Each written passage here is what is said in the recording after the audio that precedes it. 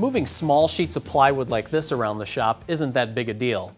But of course, sheets of plywood don't start like that. They start as full 4x8 sheets of plywood. And moving those around by yourself can be a bit of a back-breaking chore. To ease the strain, I've made a plywood carrying tote like this one. Now the tote is made up of 2 long hardwood sides.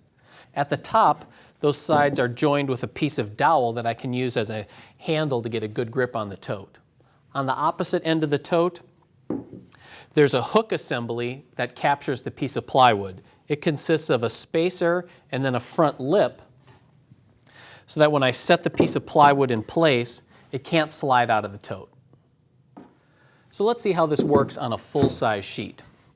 You'll start by hooking the lip underneath the plywood panel, and then as you lift it up, I like to use my offhand and steady the panel so it doesn't tip over. And it's just a matter of lifting it up and carrying it wherever you want to go.